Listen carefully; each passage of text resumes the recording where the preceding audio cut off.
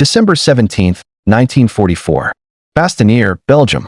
Through the periscope of his Panther tank, Oberfeldwebel Ernst Beckmann watched another American Sherman burn on the frozen road ahead, its crew scrambling through the hatch as smoke poured from the engine compartment. His gunner had punched through the Sherman's frontal armor at 800 m with a single 75 mm round, a textbook kill that should have brought satisfaction.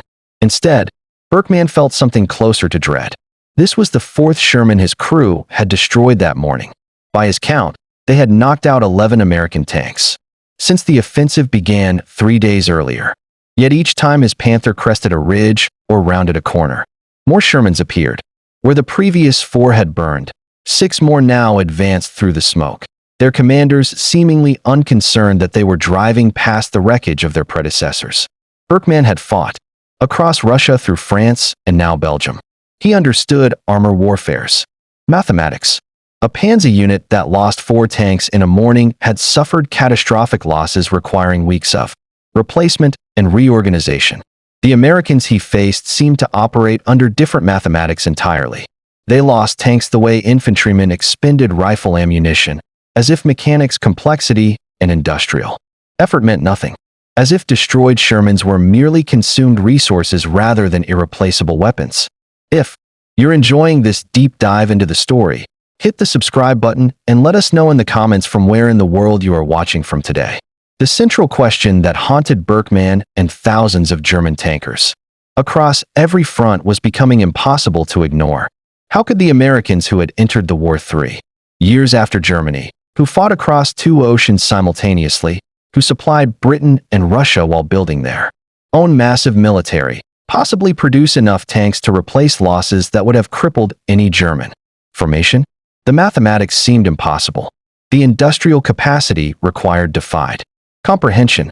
Yet the evidence rolled forward on 30-inch wide tracks, arriving in numbers that transformed tactical victories into strategic irrelevance. What Beckmann couldn't know as he ordered his driver to reverse into cover was that his 4 morning kills represented approximately 6 hours of American tank production. While his crew had fought desperately to survive the Battle of the Bulge, American factories had already replaced those 4 Shermans and built 6 more.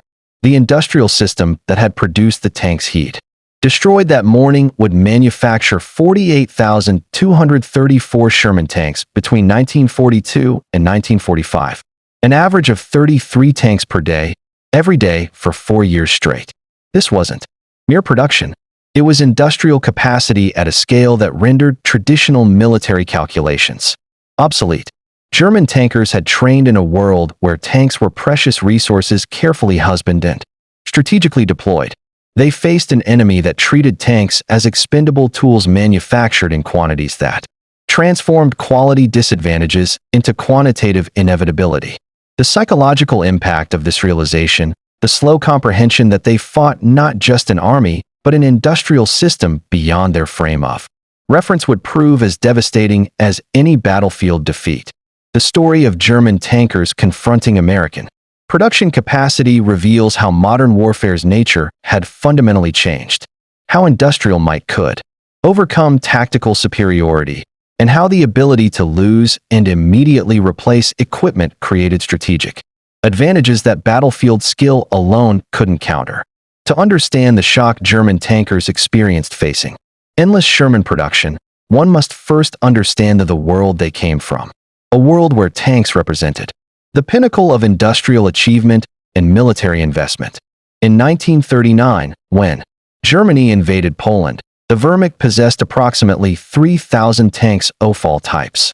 This number represented years of rearmament, massive industrial investment, and careful strategic planning. Each tank was a significant resource. German tank development followed a philosophy of qualitative superiority.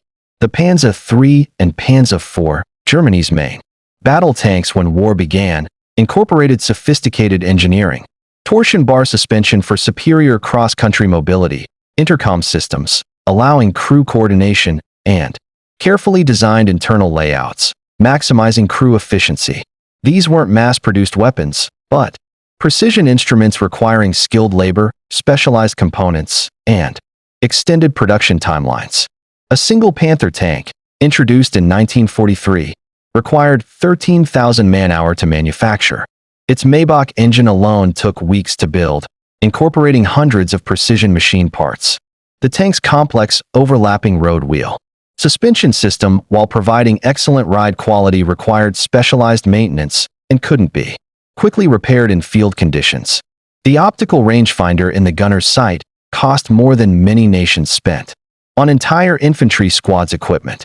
This engineering sophistication created formidable fighting machines.